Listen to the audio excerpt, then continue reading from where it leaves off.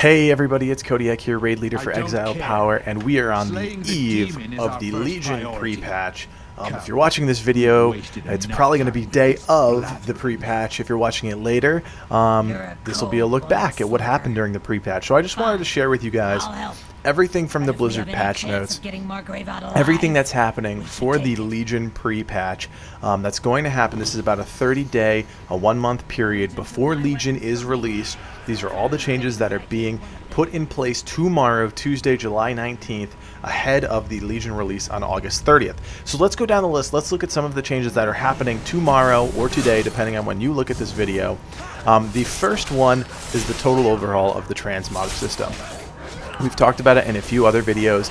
It's finally happening for all of you raiders, you casuals, you lovers of old world content who have been squirreling away gear. You're finally getting the transmog system you've always wanted. It'll be a new collection tab called Appearances. It unlocks new appearances by collecting soulbound weapons and armor your character can equip. Unlocked appearances are account-wide and usable for transmog by other characters that can equip it. When first logging into a character after patch 7.0, the appearance of appropriate items in your bags, bank, and void storage are learned automatically. Additional appearances will be unlocked based on previously completed quests. So what that means, guys, every quest you have completed on your characters, starting from day 1, all of that gear is now unlocked. How awesome is that? That is so cool. Thank you, Blizzard, for looking back, looking at all the hard work that we put into our characters, unlocking all those armor pieces, all those weapon pieces, skins, and that's really, really cool stuff. So let's see, what else is their last note here? Transmogrifiers located in most major cities have been improved with additional features. So all the transmog vendors now have these new features. Got a look that you like? Save the entire transmog set as an outfit. Create and swap between outfits at the transmogrifier. Additionally, transmogrifications can now be associated with your current spec. So switching between specs, you can also switch between outfits. That's pretty cool.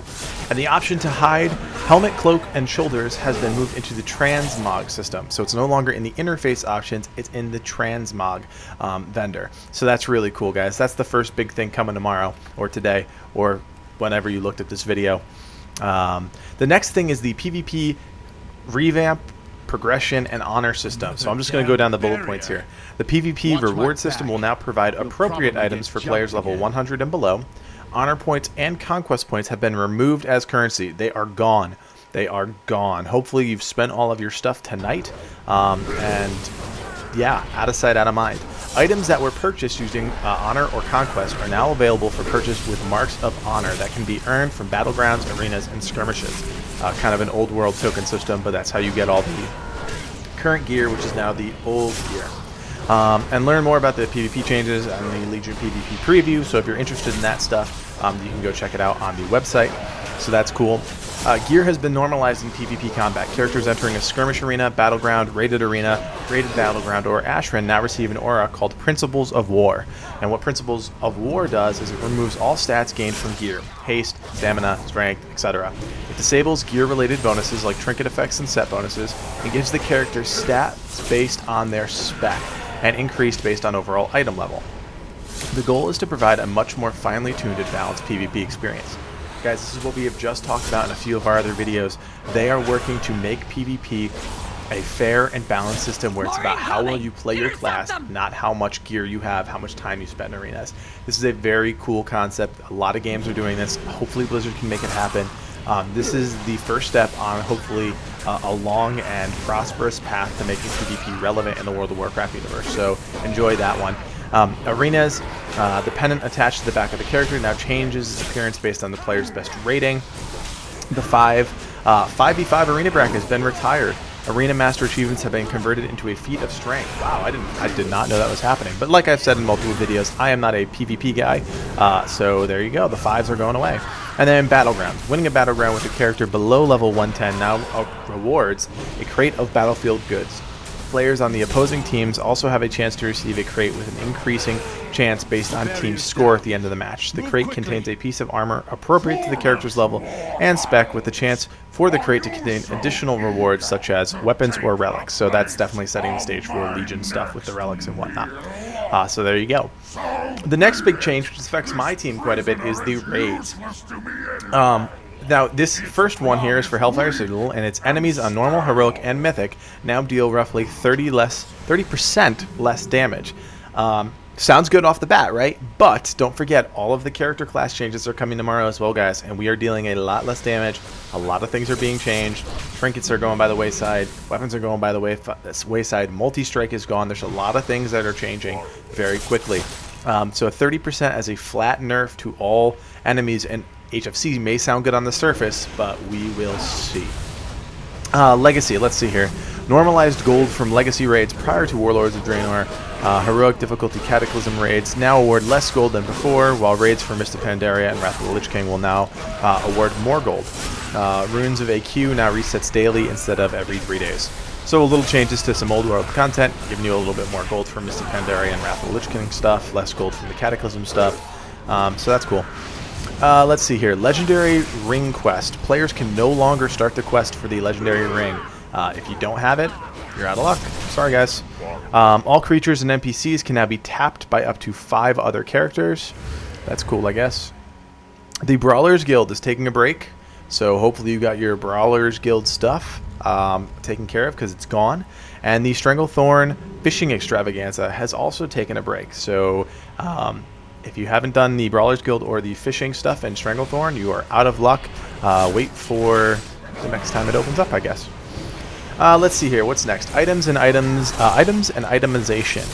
In an effort to reduce the amount of gear swapping between specs, the following changes have been made. Legion cloaks, rings, and items worn on the neck are no longer tied to specific primary stats and will remain relevant between specs.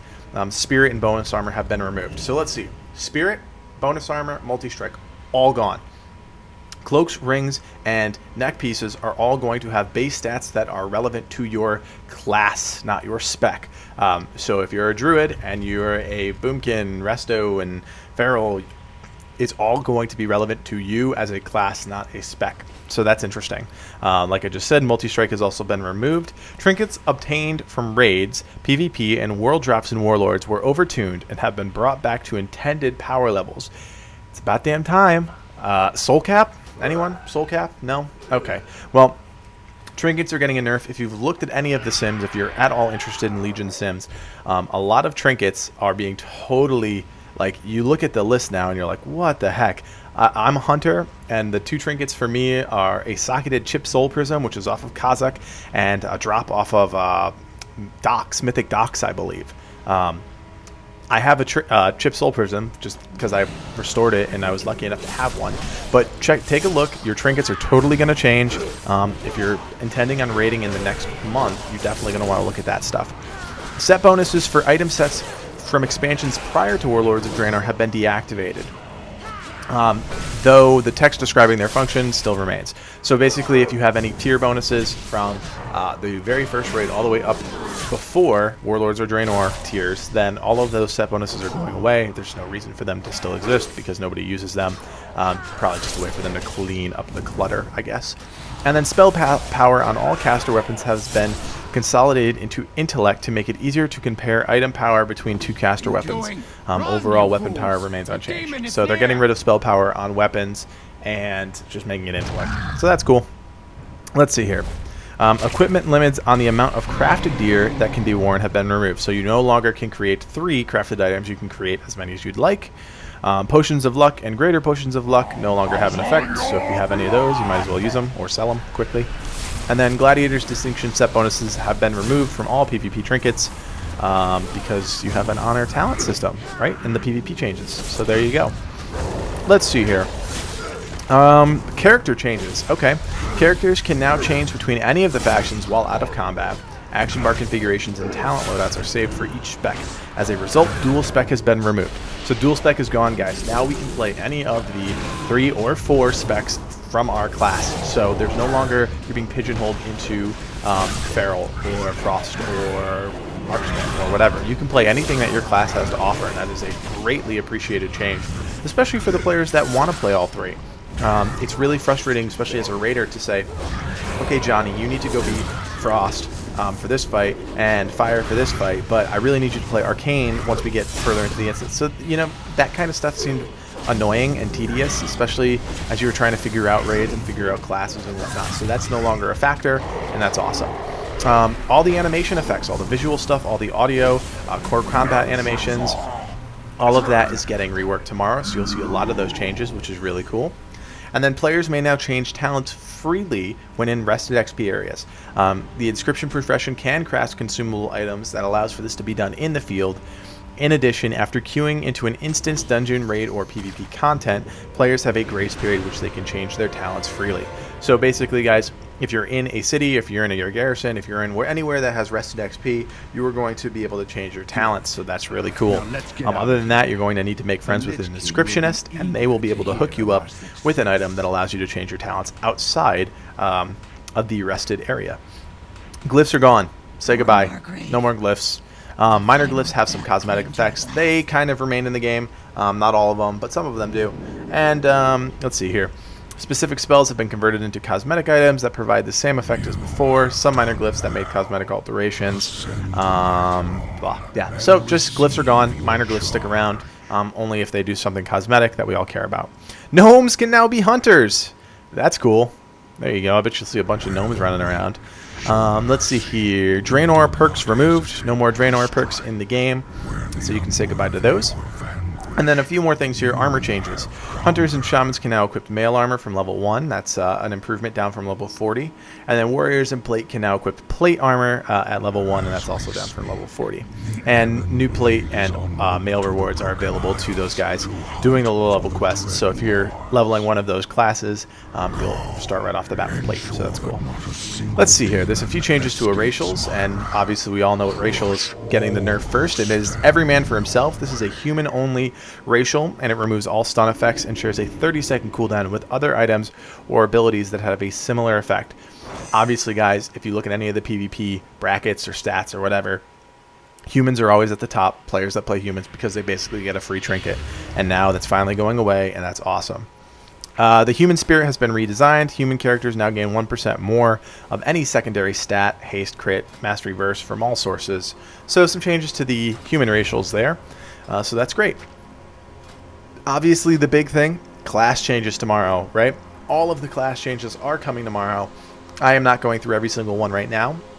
If you want to check it out, go to battle.net.com or whatever it is, battle.net. Go to the WoW stuff. Go check out the Legion changes. Wowhead's got some great stuff. MMO's got some great stuff. Icy Veins already has some stuff. I know all the Hunter stuff is up there. All the Discord channels are in full force, so check out how your class is changing. We will not see the Demon Hunter tomorrow. We will not see the Demon Hunter tomorrow. One more time. We will not see the Demon Hunter tomorrow, so no questions, comments about that. The Demon Hunter will come out before Legion, just not tomorrow. Let's see, what's next here? Garrisons. Many sources of gold from the garrisons have been reduced or removed. Okay, so we're no longer going to be able to get money capped from our garrisons. And then newly obtained salvage from the salvage yard no longer contains equipable items. Salvage obtained from before the patch remains unaffected. So open your boxes ASAP. You're probably not going to see this before the pre-patch, so I hope you open your boxes. A few more little thingies here. The toy box, a number of the items with novel effects have been converted for inclusion in the toy box. So if you have some stuff in your banks, they may get thrown into the toy box, which is awesome. The Orb of Deception now lets the character retain features like armor that's worn when transforming. Alright, that's cool. There's a couple new toys. The Soft Foam Sword, sold by Geppetto Joybuzz. The toy mortally wounds, but does not kill an enemy of trivial difficulty. Alright, so there you go. Some toy stuff, some fun stuff. A couple more things to get through, guys. Inscription, major glyphs, along with many minor glyphs, have been converted or removed from the game. So there you go, inscriptionists. It seems like we're becoming irrelevant again, but we'll see, because there obviously is some changes coming to our class, or our profession, I should say, sorry. And then a few things to the UI. Character nameplates have been reworked and have been upgraded to show class resources. Players may select a larger version of these nameplates from within the interface option menu. Let's see here. Enemy nameplates now provide additional information on status effects. Added class resource bars that display directly underneath your character. The character sheet has been trimmed down. If you have not checked those out, they're really awesome. It's basically a sussed out version of the character panel. Looks okay. It looks good. I like it. Whatever. Just a cleaner, quicker way for me to see who I'm looking at, what they have, be in, be out, be done. Let's see. Interface options have changed and been further streamlined. That's a very unspecific bullet point there, but whatever. Tab targeting logic has been reworked, so that's great. So if you're a tab targeter, it should function a little bit more predictable and should be a little bit better. And then a buff icon has been added to make it easier to tell when a character has XP gain disabled. So if you're into that, there you go. Two more things here. The maximum amount of gold that can be held has been increased to 10 million gold, or just shy of 10 million gold. Guild Bank Guild has also been increased to 10 million gold, and the maximum number of characters on a realm has been increased to 12. So there you go. That is to accommodate for your demon hunters that I assume most of us will be making. And then there's a few things behind the scenes that we should know about. The maximum draw distance has been greatly extended so that you can see further into your field. If you're looking out to the distance, it'll be less shadowy and it'll be actual stuff out there. And there's 5 new levels of graphic presets that have been added above the previous ultra settings. So that's pretty cool. There's advanced rendering techniques for fog, and some modern rendering of color and post effects have been added. Some stuff that you'll notice as you're playing, you'll be like, ooh, pretty. So there you go. Obviously, there's been some changes to the camera feature, which is going into place tomorrow too. I feel like they didn't put that in because they know how much shit people will give them for that, and we all hate it, but there you go, guys. Those are all the changes coming in the pre-patch tomorrow. Get ready, get pumped. I am super excited. I hope you are too. I hope we all have a great day tomorrow and a great launch of the pre-patch for Legion. Thank you for checking out the video. Make sure to drop a subscribe below. Check out all of our other videos. And for now, that's all we got. I'm Kodiak. See you later.